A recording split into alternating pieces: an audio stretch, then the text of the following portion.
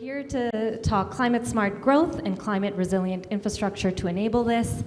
As we know, the Earth is experiencing an unprecedented rate of warming, and this means extreme climate events are increasing. There are 1.2 billion people around the world at high risk from climate-related hazards, and many of them are in South Asia and sub-Saharan Africa. The most severe harms, as we know, fall disproportionately on the most vulnerable. So the people that are least able to prepare for melting roads, floods, heat waves. And many of these challenges are a direct result of how our communities and our regions are built.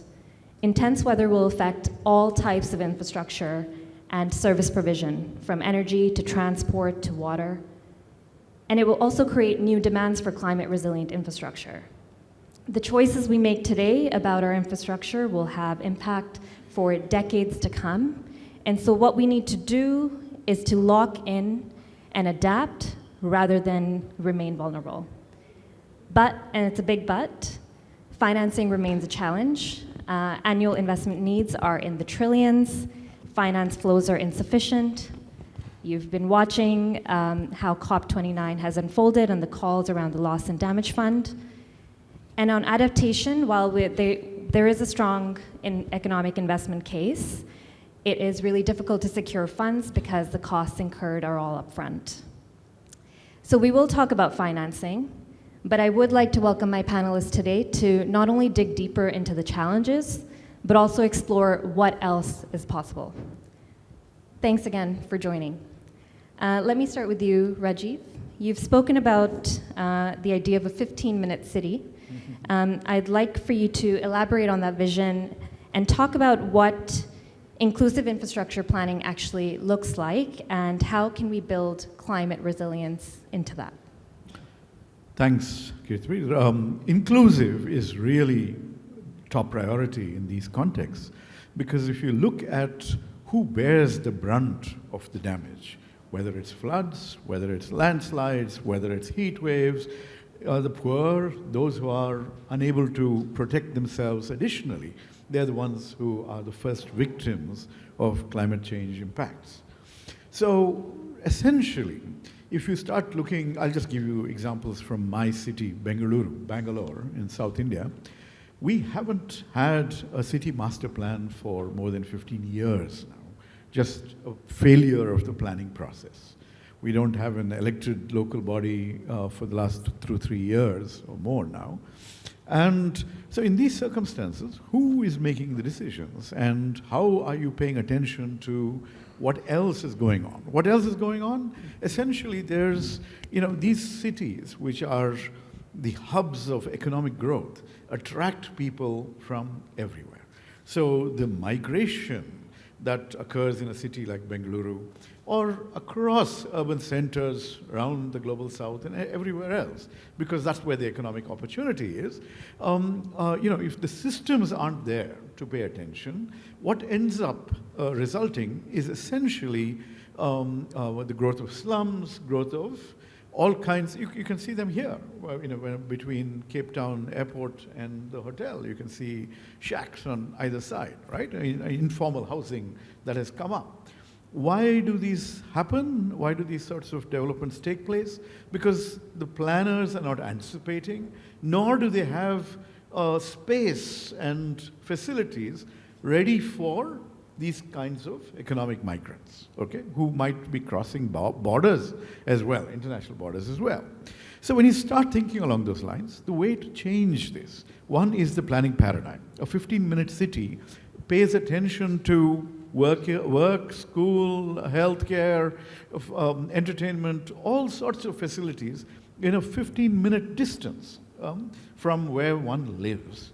Now, this is a different paradigm compared to sort of bedroom communities and downtowns and, the way cities have been planned and grown over time. So many of these sorts of changes, which we implement, then they demand even the carbon impact, right? If people are able to walk to work, walk to school, etc., suddenly you're changing the whole paradigm of how people engage with the world outside. Similarly, if you prioritize public transport, And most often, our cities are coming to the game after the fact. In my city, you have as many private vehicles as you have people, okay? Probably more. And that's because we haven't paid enough attention to public transport over time. And as a result, people rely on private transport, resulting in, enormous traffic jams and challenges of that sort. So how do we change this? It's a change in the planning paradigm.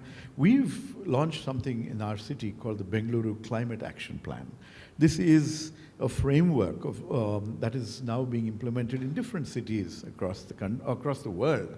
And we're trying to create a coalition so that we learn from one another and we tailor solutions to our own specific context, but giving prime importance to inclusion, to participative planning, and to the needs of the most vulnerable. I'll stop there.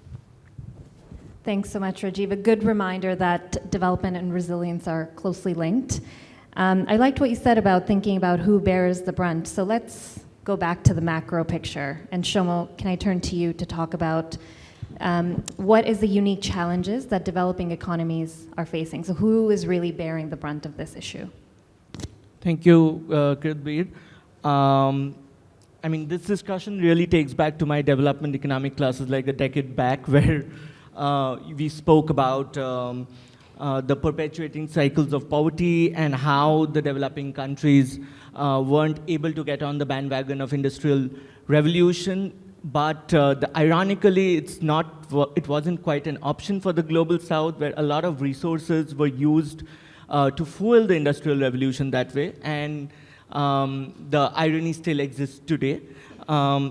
Now, when you speak about developing economies or global south as a whole, that's a very broad term. But as we talk about climate resilient infrastructure, there are many other factors than the development status itself.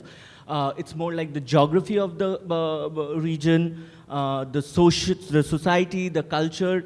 So these are the things which not only impact the development of climate resilient infrastructure, but also the process in which we move towards climate resilience. Now, coming to the concept of looking at climate change, for the global south, more than an environmental concern, it is a broader development concern, having its various impacts in different levels of human capital inducing factors, be it gender, be it health, be it the income generating capacities. Now, do these impact, do we have these impacts for the global north as well? Definitely yes. Is the magnitude the same? No, definitely no.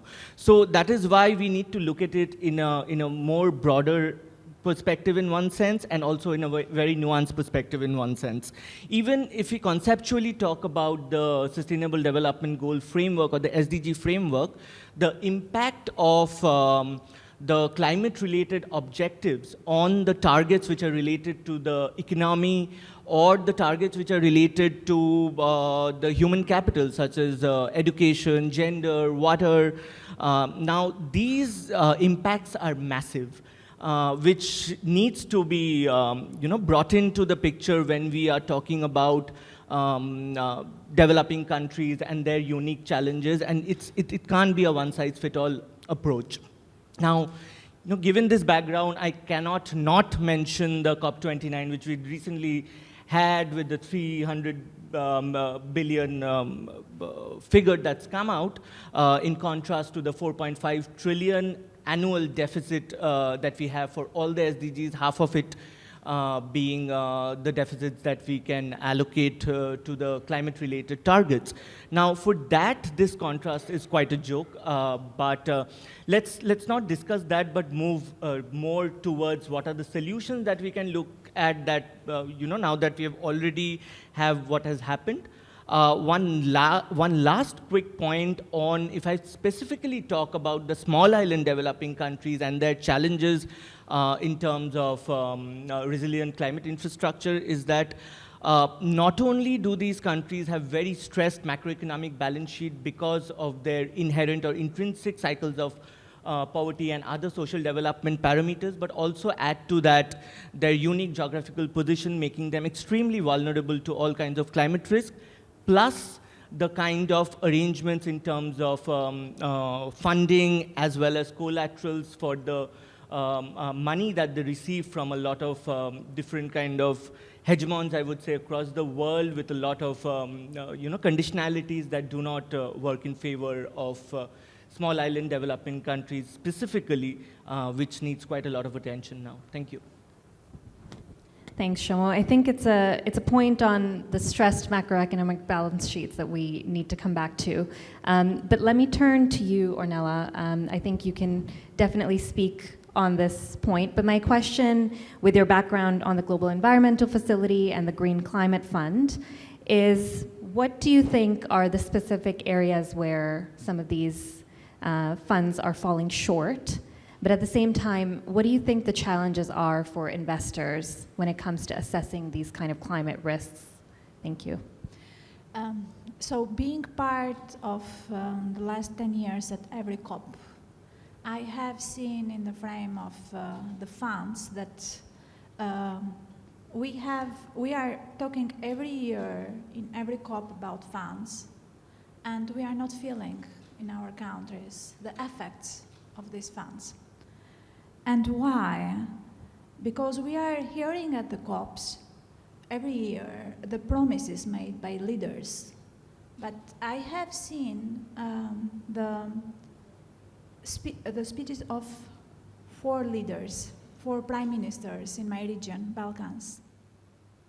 And coming back to their countries, in 10 years, no one has reflected these promises in their budgets, in their annual government's budget. So they are just talking and then making promises, but nobody is reflecting on this. And there are a lot of elephants in the room. Why we are not feeling these funds? The first one, I have my last research for the ORF. My last paper, it was on the adaptation funds. And it's not only GEF and GCF and adaptation fund, but they are almost 8 adaptation funds, multilateral adaptation funds, working globally now in this moment, in the last 30 years, I think. And so I found that the gap between the pledged funds and the delivered actions, it's big, very big. Some of them, they have given only 1 project in the last year. And so even some money are there paid from the developed countries, and we are not able to use this money at all. So we are talking about trillions, and we are not feeling the sense of all this. And why? Because the paperwork for climate funds might outlive the planet itself, because we are planning. In our countries, we are just planning and planning and planning without results. What about the infrastructure of all this? By the other hand, the second point is the bureaucracy and the inefficiency of these funds. Why? Because the seeds and less developed countries, they are most in the global south. They are the last in lines for allocating these funds. Why? First of all, they don't have human capacities. In our governments, I have been part of my government, we have only a single person working for the climate change in all countries in our government. So how to accelerate these funds and whom to work for these funds? By the other hand, these funds has the monopolistic, let's say, acceleration for the accredited agencies. And they are not from our countries, for sure. The experts in Albania, for example, in Balkans, we are every year buying German expertise for the Albania reality. So they are coming, they are taking their dimes and their expertise payments, and they are leaving. And so what to reflect about this? Who is working in Balkans about climate change? We don't have a single master degree or bachelor degree about climate change. So how to build the climate change infrastructure in my country. We don't have the capacity for all this, the human capacity for all this. So, by the other hand, we are seeing COP every year like a New Year's resolution competition for us, but it's not. We have to work more, and we don't need more promises. We have to work on our capacities. We have to increase our acceleration of funds. And by the other hand, we have to accredit more local entities about this. So UN, it's okay, but it's inefficient. We need our local entities to be accredited on this. And when I am talking about local entities, I am talking even for the banks. It's okay, the EBRD, it's okay, the World Bank, but what about our own banks? Our small banks, they have to be accredited for the acceleration of these green funds. Thank you. Thank you, Ornella. I think a number of really important points. I do want to pick up on one of them. I think the issue of funds being dispersed quite slowly within some of these multilateral facilities. Do you know the reason why? Is it purely bureaucracy, or is there something else? So I will bring here an example. When I started as a board member at the GCF, my goal it was to bring a single project in my country, a single grant. And 6 years later, we are just signing this grant. So we needed 6 years for a grant in my country. Is this bureaucracy? Yes, it is. A long bureaucracy. And by the other hand, this grant, it's taken by JZ. So it's German expertise for my country also. Thanks. Let's turn to Riatu. I would love to hear your perspective from Indonesia.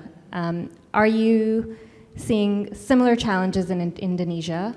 Are there capacity and technical expertise challenges? What is the financing picture? And what can some of the other regions and countries learn from your experience? Thank you. Thank you, Kirbil. Thank you, RF, and also Thabo Beki for inviting me and join this panel.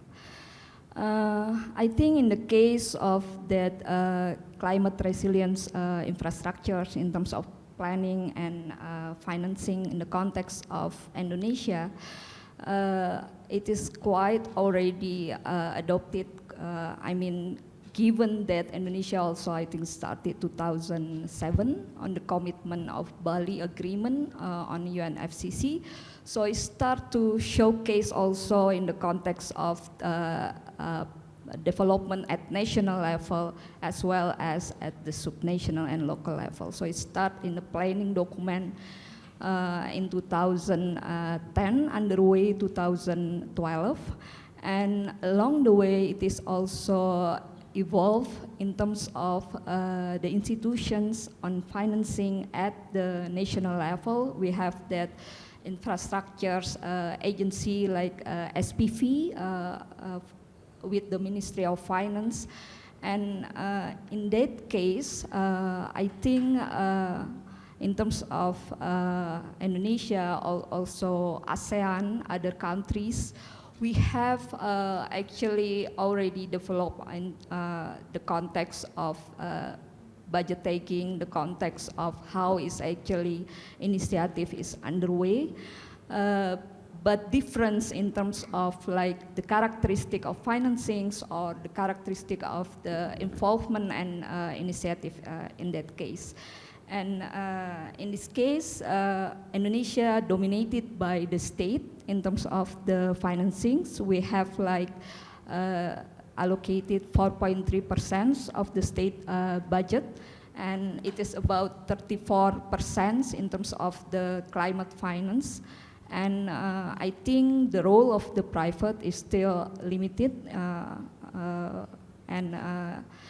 but in the context of other our neighbors, for example, Singapore or maybe Malaysia or Thailand, they also develop instrument of financings that might be also in this context, private sectors could also more dominant in addition to the state. So we have different different approach, but it is actually that we are learning in terms of the cooperations in the context of ASEAN. We also have like ASEAN Catalyst of Green Finance started in 2019. So I think in terms of the alternative of the finance is available, but of course the context of the cost of fund is still an issue.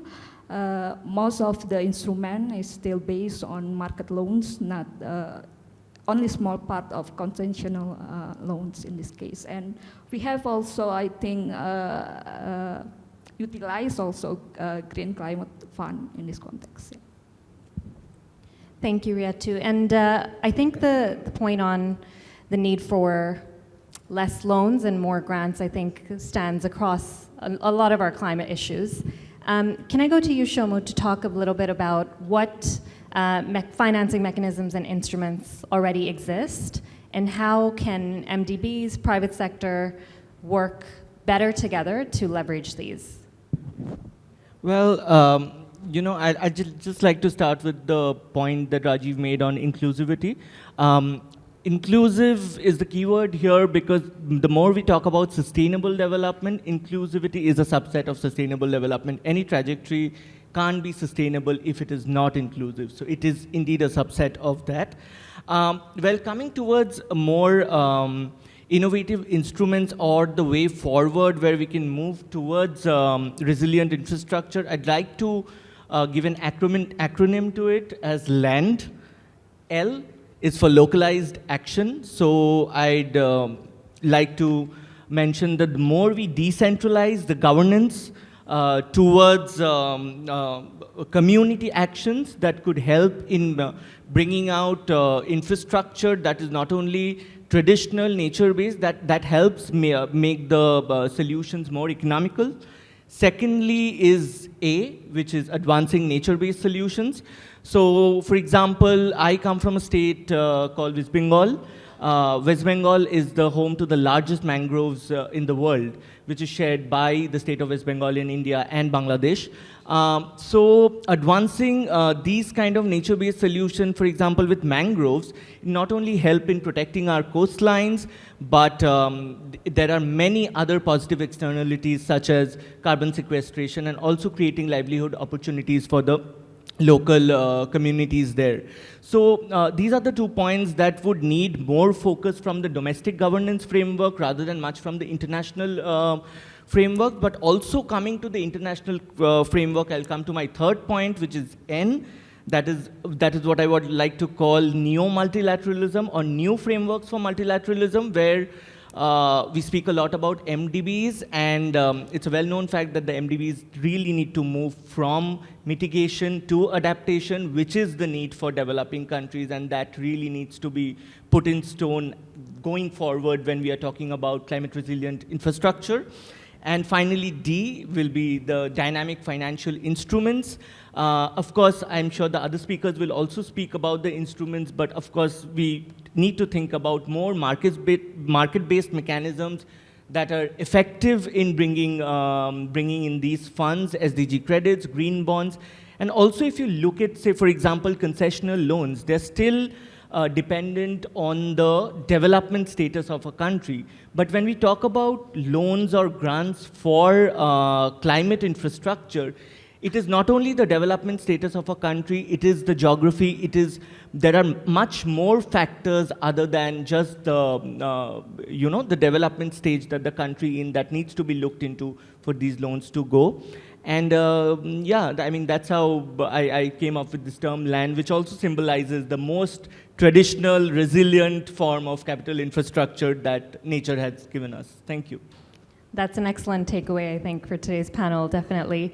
And you were speaking about SIDS, Shomu. Obviously, Barbados, a couple of years ago, launched the Bridgetown Initiative and proposed a reform of the global financial system for it to be more shock absorbent. And a number of the instruments that you've mentioned form part of the Bridgetown Initiative. Do you have any thoughts on where we are 2 years on from that initial announcement? You know, like Ornella mentioned, it took 6 years for the funds to be flowing. So 2 years is a very short time for that to work out. But I am hopeful, and given the the intensity of the extreme events that we are seeing, especially in these regions for SIDS, be it in the Indo-Pacific, be it in the other parts of the countries.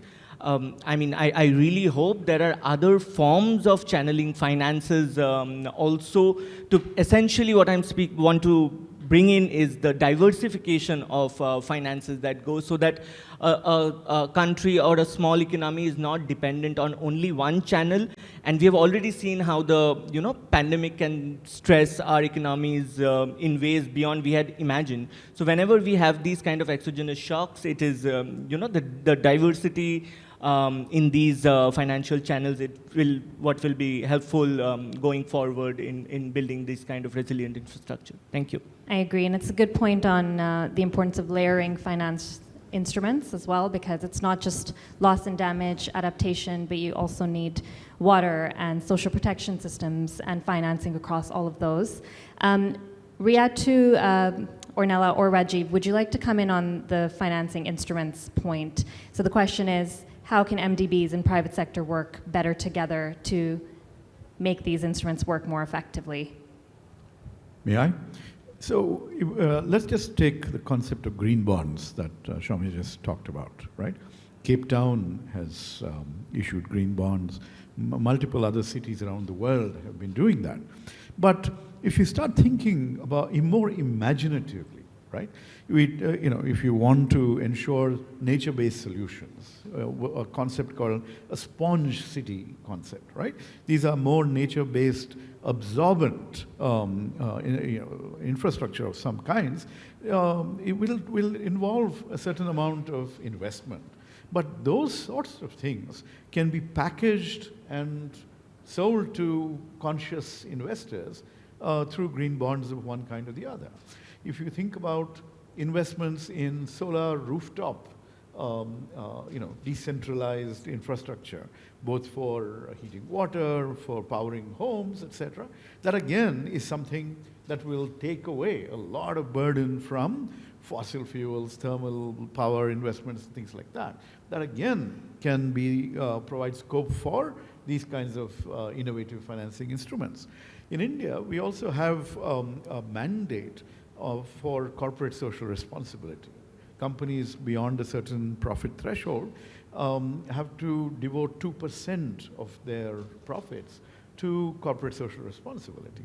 And so there you can actually harness, if you engage constructively, you can pool resources and generate some sort of finances. Because what happens is that cities especially are bearing the brunt of migration and growth and all the other kinds of challenges, while at the same time they're massively underfunded. And they don't have anything right now beyond property tax and one or two small measures when they need to invest in public transport. They need to pedestrianize cities much more, make it easy for people to walk and get from place to place. All those sorts of things, non-motorized transport, bicycles, things like that. And we have a long way to go, but it doesn't take that much. If there is will and if there is that minimum finance that you can raise through these methods. Ornella? So, in my overview, we do have examples how this can work. For example, Kigali's protocol. It was ratified from 198 countries, but with a strong collaboration with the private sector, we are not talking anymore about ozone now. So this is an example how we can work. And it's not only globally, but it's also locally working all this. And we have the other example of Paris agreements. agreement now, and the countries, the biggest countries, they are in and out. So how to work and how to make this kind of collaboration?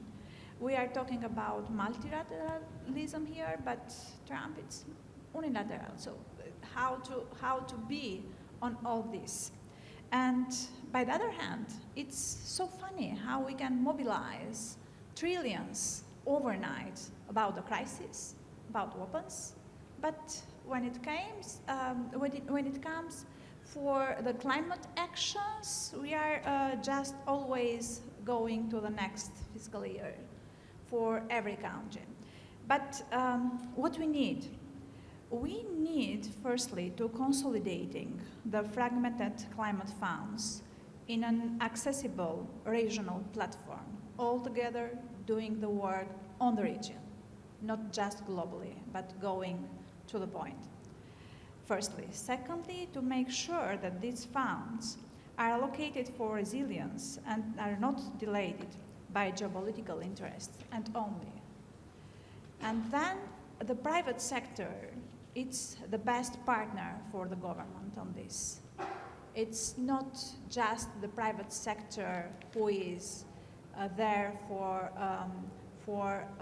let's say, it's obliged to elect this, to be part of this legislation. No, it's a partner because he is developing and implementing all the legislation that governments are making. So the Paris Agreement, it's implemented by the private sector at the end. So in this case, and I'm not talking only about involvement on the blended finance or guarantees as the funds are talking. I'm talking that I'm saying that the private sector is working on this, on the infrastructures, and they have the knowledges for doing this. So how to not use these knowledges for the countries? They know more, for sure, more than governments on this. And if they are our partners and they are the partners of the NGOs and the civil society, we can do more, for sure. And we can do more concretely. And the third point, the final point, it's the triple helix collaboration. Academians and universities, the private sector, and the governments. And I'm talking about local and central government. If it's not this kind of, it's not working this kind of capacity of collaboration, we will not build the right capacities how to implement the measures and how to implement the Paris Agreement in every country. Because yes, Paris Agreement is global, but it's also local to be implemented. Thank you. Thank you, Ornella. I think it's a good segue to the next question. Riatu, can I turn to you? Obviously, blended finance and financing instruments of any kind can't make up for the absence of an enabling policy environment. So my question is, what can domestic governments do to create that policy environment that can attract inward investment, that can attract private sector, and enable more knowledge sharing and expertise? Okay, I think in the context of that financing instrument, it needs a good financial sectors and also the ecosystem of that sectors. In terms of like the climate related sectors, for example, climate financing here still dominant channeling to energy, renewable energy, and the transport. Both of these, some is at the national level. In the context of Indonesia, for example, electricity is at the central level. But in terms of its generations, it needs to also cooperate with the subnational cities and local level at the context, for example, waste management and also hydro, like the water resource utilizations. And in the context of transport, of course, it is a local level. So the financing is one thing, the instrument, but also the ecosystem, the government, multi-level government context. I think most of developing countries is tiers of government, not only central, but also subnational and local, and the regulatory reform in specific sectors. And the things that also mentioned by Sumia, In the case of developing countries, the adaptations is more needed, and it is actually the project or the initiative in terms of disbursement is much more effective in compares to like mitigations. But in terms of the external fundings dominated by mitigation aspect, but maybe here is that the combinations of both mitigation and adaptation that could be a way here. Okay. Thank you. Yes, of course. So in the frame of mitigation and adaptation, mitigation is trendy because the governments, they are coming from the parties, and the parties knows only one economy, the economy of votes. And the mitigation, it's related to all this. But the adaptation, you are doing something now and you are taking your results in 20 years. So how the government or the parties can be interested on all this. But the movements, the environmental movements, they are part of all this. And so we have to work on adaptation for not failing on the mitigation more. So this can be our topic in the next all sessions. I agree. And for those that are interested in seeing whether adaptation interventions are working, are succeeding, there's an excellent report by the World Bank that just came out in October that highlights a number of adaptation interventions around the world and talks about what is working really well. I think it's a good reminder also that the private sector is always thinking about adaptation. They're constantly thinking about how to adapt and how to be resilient in the face of all kinds of shocks. It's just maybe they don't call it adaptation. So I think with that, should we just turn to the audience and see if there are any questions? We have time for at least a couple of questions. Yes, please, I will go with the Prime Minister. I'd be curious to have the panel's response to this issue. What's more important? Is it reducing emissions, or is it having affordable and reliable power? And if the answer is both, does the panel think that we should be moving swiftly towards, say, nuclear power, given that renewable power is all very well, but it only keeps the lights on when the wind's blowing and the sun's shining? Yeah, my name is Prince Oyakure. My climate resilience and climate finance are two basic dimensions in addressing the impact of climate change. Recently, the United Nations on Climate Change Conference was held in some few days ago, which ended about 6 days now, 20 in of this COP, that is countries of party 29. And part of what was agreed on that developing countries should be giving a triple funding of between $100 billion and $300 billion, you know, to mitigate the impact of climate change. My question, projecting into 2035, not now really. So my question now really is, how realistic is that? And my second question is, it was agreed, there are 6 basic principles, you know, that ought to be adhered to by government and key stakeholders. So really, I want you to I want the panel to throw more light on these 6 basic principles on building climate resilience.